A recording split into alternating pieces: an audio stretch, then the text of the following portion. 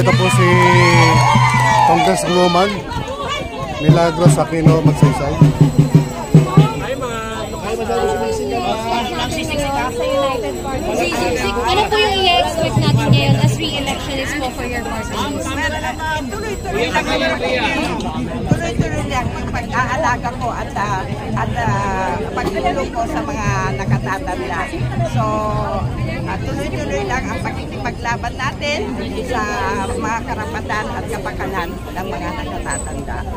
So, yung Universal Social Pension, nakita kami ni Ivy kasi sabay kami nag-file. Hopefully, aprobahan nila sa Senado. Ma'am, po doon, ano pa ang sakasakali pagbigyan pa as ma-re-elect kayo? Ano pa yung mga measures na hindi po itutulak para sa kapakanan ng mga nakatatanda? Marami akong naka-file. Yung ano ko ngayon na umabot ay yung Senior Citizens Anti-Abuse Act. Kasi nakita naman ninyo ang daming mga matatanda na naaabuso o na sinasaktan, binububog. Yun ang sa lahat ayaw ko, yung makita ko na o kaya marinig ko ng mga matatanda ay sinasaktan, sinisigawan o pinapalis. So nag-file ako nitong Anti-Abuse Act for Senior Citizens. 11 abuses ang nilagay ko doon para cover lahat ang mga pag-a-abuse.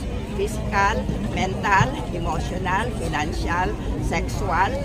Meron akong institutional abuse na ito napaka-importante kasi yung mga senior citizen pumupunta sila sa ahensya ng gobyerno o kaya sa mga pribadong establishment, sila po ay nasisigawan, pinag-aantay o pinapaalis.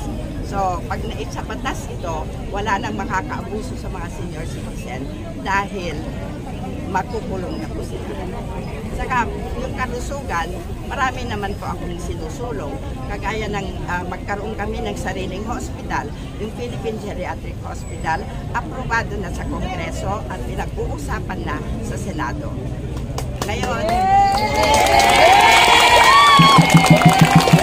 sa social pension naman, yun nga, aprobado na sa Kongreso, na ipaglaban ko after how many years na pinaglalaban yung Universal Social Pension, na-aprobahan na noong May 22 sa Kongreso at nasa Senado na. Hopefully, nag-usap naman kami kanina ni Senator Ivy kasi nagkasabay kami. Hopefully, i-aprobahan na rin agad sa Senado. Kasi okay naman sila lahat. Wala namang Thank you, ma'am. Salamat po. Thank you po.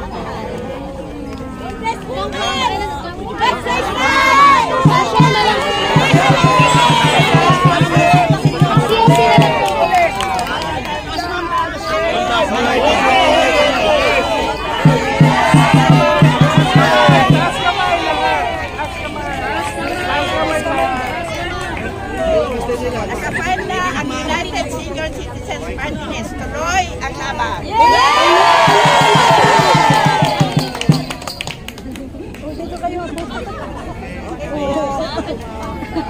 So, yan po si Congresswoman Milagros Aquino Magsaysay.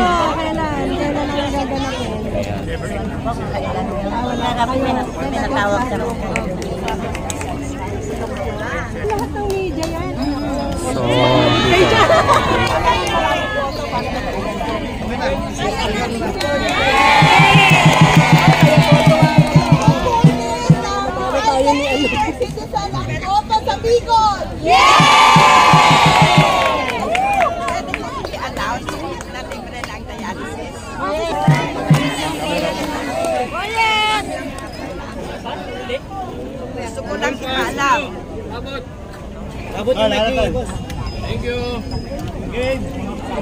Gusto ko lang ipaalam sa mga ka-United Senior Citizens na starting kahapon na ipakiusap ko kay Presidente Ledesma ng PhilHealth na libre na lahat ang dialysis. Kasi ang binibigay lang nila noon yung treatment 3 times a week.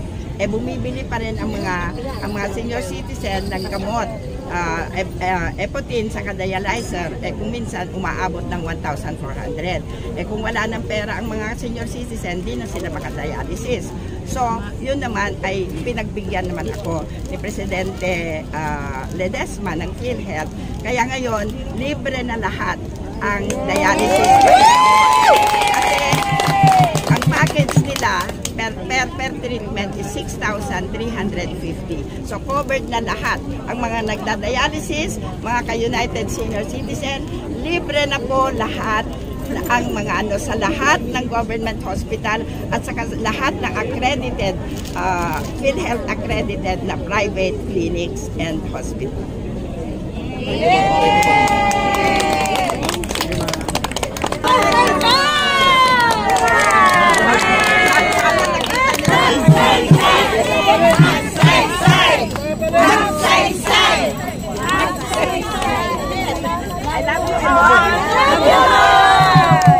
Matatanda, mahalin natin. Siyempre!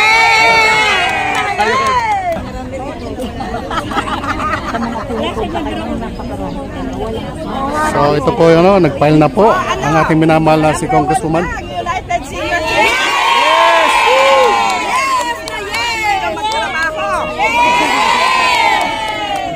Para magkasaplo tayo. Pantayan natin ang ating boto sa dapat natin na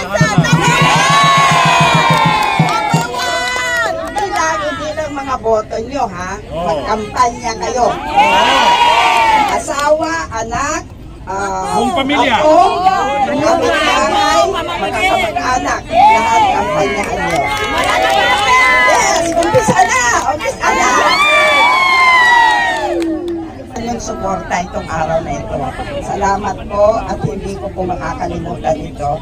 Mahal na mahal ko kayo at asahan ninyo lalo kong ipaglalaban ang inyong karapatan.